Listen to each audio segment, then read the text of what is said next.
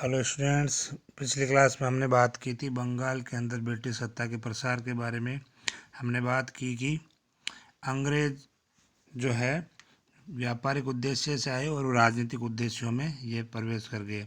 इसी प्रकार सभी यूरोपियंस व्यापार के लिए भारत आए और वो राजनीतिक उद्देश्यों में भी व्यस्त हो गए। फाइनली अंग्रेज इसमें जीते।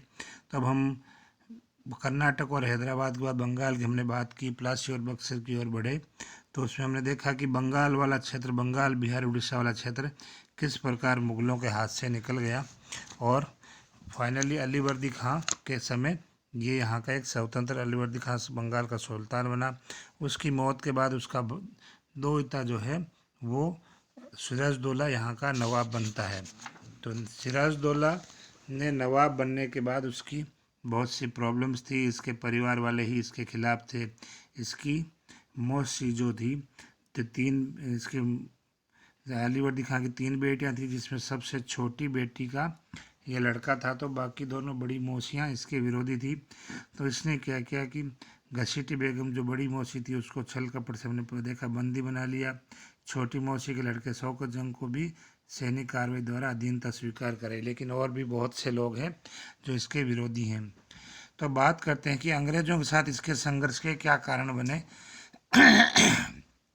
तो विद्वानों की मान्यता है कि सिराजुद्दौला के शासनकाल में जैसे वो जिस टाइप का वो शासक था, भारत के बाकी क्षेत्रों में उसके जैसे ही शासक थे। यानी कि अंग्रेजों के साथ संघर्ष होने के कारण कोई दूसरे थे, है ना। तो वो कारण क्या थे? तो पहले हम बात करते हैं राजनीतिक कारणों की। सिराजुद्दौला ने नवाब बनते ही अपनी सत्ता को मजबूत बनाने का प्रयत्न किया, जबकि उसके विरोधी जो हैं उसको नवाब पद से हटाने के षड्यंत्र रच रहे थे।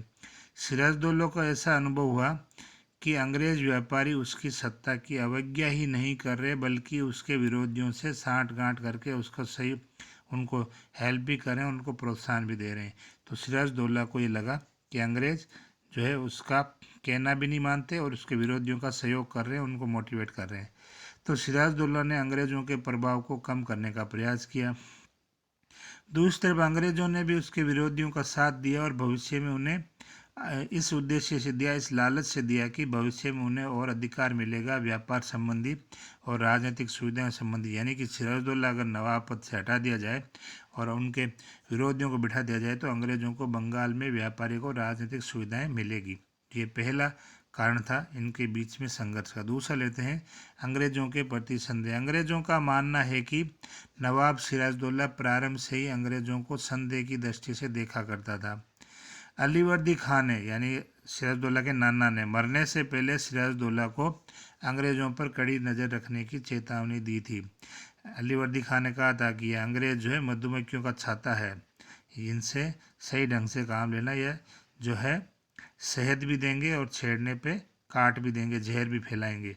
तो इसी चेतावनी के ध्यान में रखते हुए इसने जो है ये सिराजुद्दौला को ये कड़ी नज़र रखने की चेतावनी दी, क्योंकि उसको डर था कि जैसे कर्नाटक में इन्होंने जो है सत्ता परिवर्तन की थी और अपने अपने सपोर्ट वाले को बिठा दिया था, वहाँ का नवाब बना दिया, तो बंगाल में भी ये ऐसा कर सकते हैं। इसी कारण से सिराजुद्दौला अंग्रेज़ों को संदेह की दृष्टि से देखने लगा और उनकी ओर नियंत्रित करने के लिए भी प्रयत्न करते रहा, जिससे अंग्रेज उसके शत्रु बन गए। फिर नेक्स्ट तीसरी बात करते हैं कि नवाब के प्रति अंग्रेजों की असहिष्णुता। यानी सिराजुद्दौला का जब राज्याभिषेक हुआ तो उस समय अंग्रेजों का कोई भी अधिकारी जो है वहाँ पर उस राज्याभिषेक समारोह में जानबूझ के उपस्थित नहीं हुआ और न ही सिराजुद्दौला के लिए कोई भेंट उपहार दिया गया। तो उनकी ये कार्रवाई एक प्रकार से नवाब के प्रति अशिष्टता थी। और इस घटना के कुछ दिन बाद ही जब सिराजुद्दौला ने अंग्रेजों की कासिम बाजार की जो फैक्ट्री है, बंगाल के अंदर ही कासिम बाजार क्षेत्र है, वहाँ पर कासिम बाजार वाली फैक्ट्री को देखने के लिए तथा उनकी व्यापार की जानकारी सूचना चाहिए, तो अंग्रेजों ने सिराजुद्दौला को जानकारी देने से मना कर दिया। इस अशिष्ट व्यवहार से नवाब जो है इस नवाब के सम्मान को जो भारी ठेस पहुंची। तो ये एक अगला कारण बना। फोर्थ कारण है व्यापारिक झगड़ा।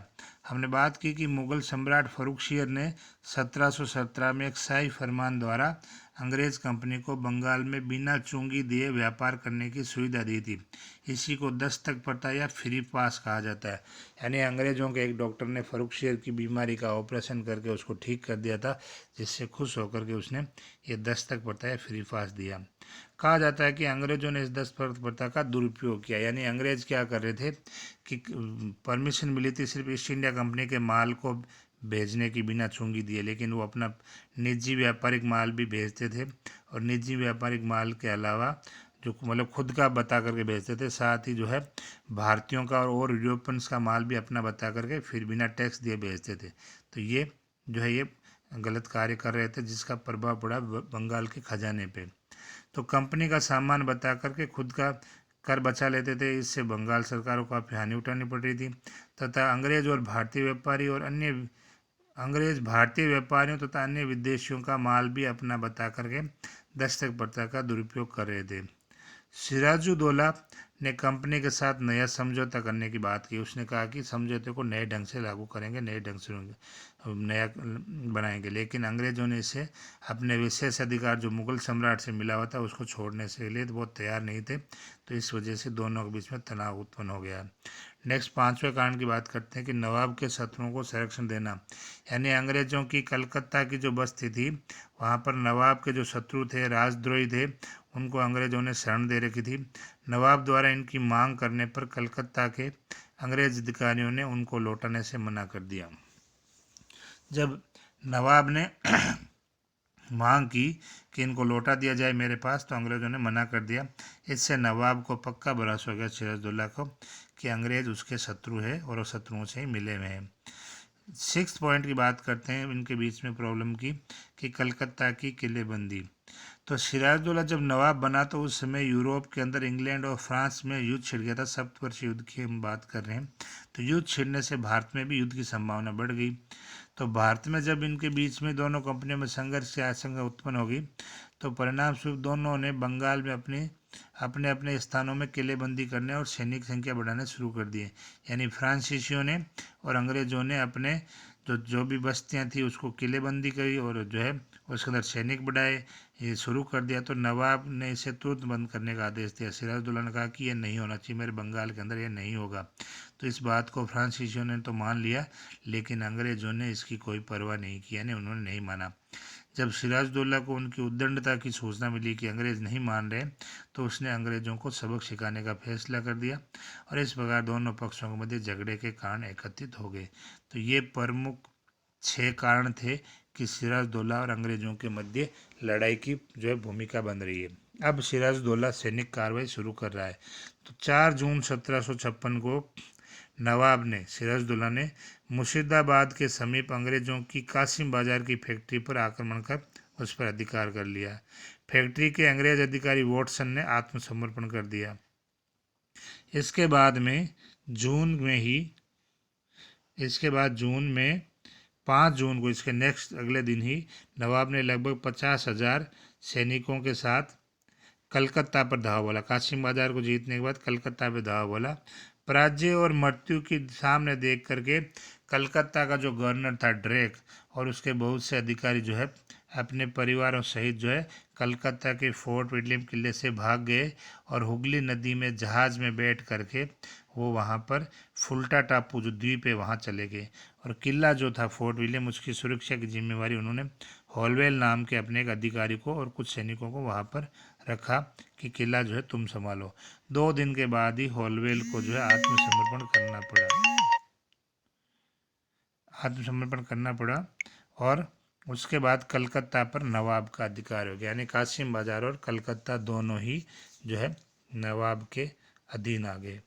अब हम नेक्स्ट बात करते हैं एक काल कोठरी की घटना।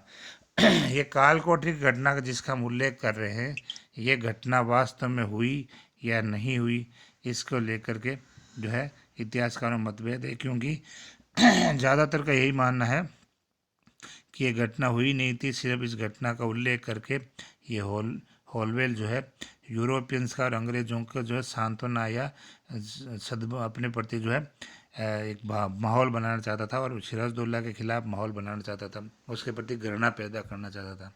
इसको पढ़ते हैं कि 20 जून को फोर्ट विलियम का पतन हो गया, दुर्ग में उपस्थित अंग्रेजों को बंदी बना लिया गया और बंदी बनाने के बाद कहा जाता है कि नवाब के किसी अधिकारी ने उनको जो है इन बंदी लोगों को 146 बताते हैं 146 लोगों को बंदी बनाया, तो उनको रात्रि में 20 जून की रात्रि को छोटी सी काल कोठरी में बंद कर दिया, जिस काल कोठरी की 18 फीट लंबाई थी और 15 फीट चौड़ाई थी। इसमें 146 लोगों को बंद कर दिया गया। तो ऐसा इतिहासकार मानते हैं कि इतना संभव नहीं है कि इतनी छोटी कोठरी में इतने लोग आ जाएं। तो सुबह जब कोठरी का दरवाज़ा खोला गया तो उसमें से बहुत से बंदी मर चुके थे, यानी 123 जो है उसमें मर गए, मात्र 23 जिंदा रहे। तो इतिहास में यही दुर्घटना ब्लैक होल की घटना के नाम से विख्यात है। ये परीक्षा में आता है, ब्लैक होल घटना का वर्णन करो, 2 नंबर के सवाल में इसको पूछा जाता है। इस दुर्घटना की जानकारी हॉलवेल द्वारा लिखे गए एक पत्र से होती है। हॉलवेल वही है जिसने सरेंडर किया था सबसे लास्ट में। तो इसने सिर्फ यूरोपियंस के प्रति अपना माहौल बनाने के लिए और सिराजुद्दौला के खिलाफ माहौल बनाने के लिए जो है एक काल्पनिक घटना के रूप में इसको माना जाता है, जिसके अनुसार जून मास की भयंकर गर्मी में नवाब के आदेश से 146 अंग्रेज बंदियों को काल कोठरी में बंद कर दिया गया और सुबह तक 123 व्यक्ति मर गए, केवल 23 व्यक्ति जिंदा रहे। लेकिन ब्लैक होल की दुर्घटना इतिहासकारों के लिए गंभीर विवाद है, क्योंकि इसमें जिन लोगों के मरने का उल्लेख लिस्ट है उसमें से बहुत से लोग जो है उसके बाद लंदन में जो रिसर्च हुई उसमें वो जीवित पाए गए थे। तो इस आधार पर यह माना जाता है कि एक काल्पनिक घटना है जो एक षड्यंत्र है और सिराजुद्दौला के खिलाफ और कुछ नहीं। अब हम बात करते हैं नेक्स्ट अलीनगर की संधि। अलीनगर की संधि 1757 ईस्वी में है ना। अलीनगर कहाँ से आ गया? ये कलकत्ता वाला क्षेत्र को ही जीतने के बाद नवाब ने अलीनगर नाम रख दिया था। तो ये है ना वही क्षेत्र है, कोई नया क्षेत्र नहीं है।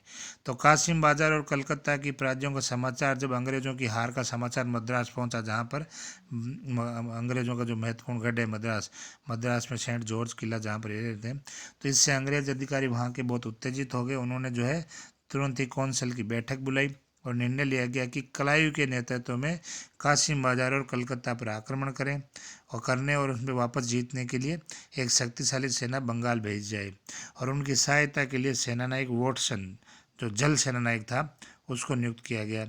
मद्रास काउंसिल ने क्लाइव को यह भी आदेश दिया था कि बंगाल में मौजूदा नवाब को हटाने का पूरा प्रयास करे। इस हेतु क्लाइव को पूरी स्वतंत्रता दी गई। सिराजुद्दौला ने अंग्रेजों का सही मूल्यांकन नहीं किया और इसलिए उसने न तो कलकत्ता की सुरक्षा की ओर ध्यान दिया और न ही समुद्री तटों की निगरानी की ओर ध्यान दिया, यानी सिराजुद्दौला ने लापरवाही की। दिसंबर 1756 को अंग्रेजी सेना बंगाल पहुंची। क्लाइव और वॉटसन ने सिराजुद्दौला के प्रमुख अधिकारियों को अपनी ओर मिला लिया, षड्यंत्रपूर्ण रच करके अपनी ओर मिला लिया। और वैसे भी जब काफ़ी लोग उसके खिलाफ ही थे तो लालच दे दिया। हम यहाँ पर पढ़ेंगे मीर जाफर जो उनका सेना नायक था उसको लालच दिया गया कि जो है नेक्स्ट नवाब तुझे ही बनाएंगे। इस प्रकार इनको जो भी थे बिकने वाले उनको अपनी ओर मिला लिया, जिसमें हिंदू व्यापारी भी शामिल थे और मुस्लिम अधिकारी भी शामिल थे। हिंदू व्यापारियों को तो क्या अपना इनकम चाहिए, तो जहाँ पर ज़्यादा लालच दिखता था उधर ही झुक जाते थे। तो प्रमुख अधिकारियों को अपनी ओर मिला लिया ताकि नवाब को हटा सके। ऐसे लोगों में राजा माणिक चंद्र, व्यापारी अमीन चंद, जगत सेठ, मीर जाफर ये मुख्य थे। और 2 जनवरी 1757 को अंग्रेजों ने कलकत्ता को पुनः जीत लिया, वहाँ लूटपाट की। नवाब जो सिराजुद्दौला 40,000 सैनिकों के साथ कलकत्ता की तरफ आया। 30 जनवरी को क्लाइव ने नवाब की सेना पर अचानक आक्रमण करके उसको काफ़ी नुकसान पहुंचाया। इस नुकसान से सिराजुद्दौला का मनोबल गिर गया और उसके सलाहकारों ने उस पर दबाव बनाया कि वो अंग्रेजों के साथ संधि कर ले। तो नवाब ने इस दबाव की वजह से नवाब संधि को तैयार हो गया। नवाब के संधि प्रस्ताव को क्लाइव ने भी स्वीकार कर लिया और 9 फरवरी 1757 को दोनों पक्षों के बीच में अलीनगर की संधि हुई। अब अलीनगर की संधि की मुख्य शर्तें क्या थी? तो पहली शर्त यह थी कि मुगल बादशाह ने अंग्रेजों को जो व्यापारिक सुविधाएं दी थी दस्तक प्रथा वाली वो बनी रहे, नवाब उनकी मान्यता दे। दूसरी कि बंगाल, बिहार, उड़ीसा में पहले की भांति कंपनी को दस्तक का प्रयोग करने का अधिकार मान लिया जाए, तो ये मान लिया गया। तीसरी थी जिन फैक्ट्रियों पर नवाब ने अधिकार किया वो पुनः अंग्रेजों को या कंपनी को लौटा दी जाए और जो नुकसान हुआ उसकी क्षतिपूर्ति भी दी जाएगी। फोर्थ इसमें शर्त यह थी कंपनी को कलकत्ता में अपनी इच्छा अनुसार किलेबंदी करने की भी छूट मिल गई इसके संधि के तहत। पांचवी थी कि कंपनी को अपने निजी सिक्के ढालने के अधिकार भी दिए गए। तो ये सिराजदौल्ला के प्रति बहुत ही अपमानजनक संधि है। इन सुविधाओं के बदले में कंपनी ने नवाब को उसकी सुरक्षा का आश्वासन दिया, यानी नवाब के पास जो ज़्यादा बड़ी सेना है और अंग्रेजों के पास कम सेना है, फिर भी नवाब को सुरक्षा का आश्वासन दे रही है। तो अलीनगर की संधि से ईस्ट इंडिया कंपनी को काफ़ी लाभदायक रहा और नवाब के लिए अपमानजनक थी। वस्तुतः इस संधि पर दोनों पक्षों ने मजबूरी में हस्ताक्षर किए थे, इसलिए दोनों में पुनः संघर्ष होना असंभव था। बाद की घटनाओं ने यह काम और सरल कर दिया, यानी दोनों ने ना तो अंग्रेजी संधि से इंटरेस्टेड थे और ना नवाब, तो मजबूरी में संधि की, लेकिन बाद में कुछ ऐसी घटनाएं घटित होती है कि उनके मध्य फिर प्लासी का युद्ध होता है। तो प्लासी का युद्ध को हम नेक्स्ट क्लास में लेंगे। ओके।